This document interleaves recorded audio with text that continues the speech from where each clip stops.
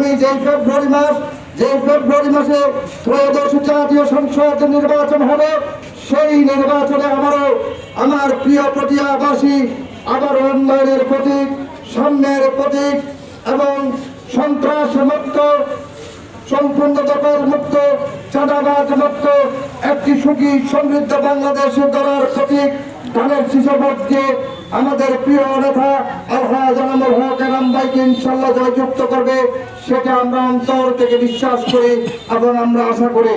আমি প্রথমে ধন্যবাদ জানাচ্ছি আজকের এই গুরুত্বপূর্ণ একটি আয়োজন। এটা বিশাল কোনো মিছিল নয়, এটা বিশাল কোনো স্মরণ নয়, কিন্তু এটার গুরুত্ব অত্যন্ত বেশি।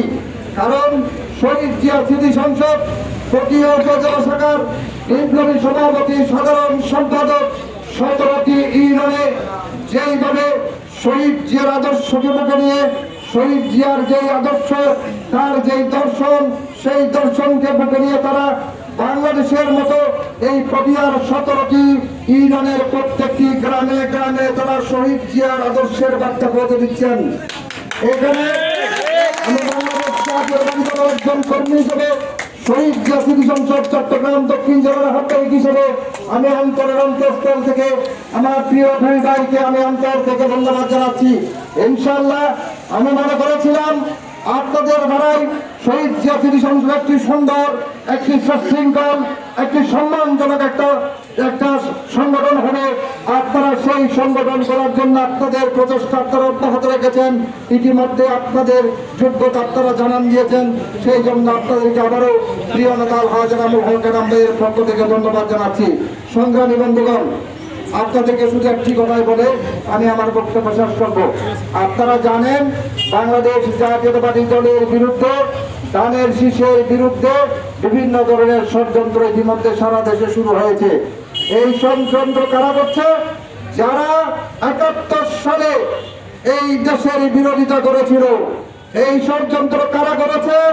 যারা বাংলাদেশের গণতান্ত্রিক ব্যবস্থাকে যারা সব সময় পদদলিত করেছে, ফ্যাসিবাদের সাথে যারা আঘাত করে বাংলাদেশ জাতীয়তাবাদী দলকে বিভিন্ন রকমের তারা হুমকি দিয়েছিল, বাংলাদেশ জাতীয়তাবাদী দলকে ক্ষমতার মস্তক থেকে ক্ষমতা থেকে তারা দূরে সরানোর জন্য প্রচেষ্টা করেছিল তারা।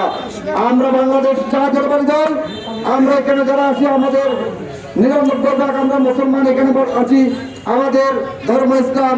আমরা এখানে যারা আছেন সবাই নামাজ পড়েন, সবাই রোজা রাখেন, সবাই যার যার ধর্ম পালন করেন, কিন্তু বাংলাদেশ জাতীয়তাবাদী ধর্ম ব্যবসা করে, ধর্মকে পুঁজি করে ধানের শীষে ভোট চায় না। যারা ধর্মকে পুঁজি করে, যারা ব্যস্তের টিকিট বিক্রি করে, যারা রোজা এবং পূজাকে এক করে, যারা নিজের লোক থেকে দলীয় লোক থেকে আকিমুদ্দিন যেই শব্দটা ছিল সেই শব্দটা তারা ভোটের কারণে তারা সমানিত করে, তারা কোনোদিন ইসলামের কোন দল হতে পারে না।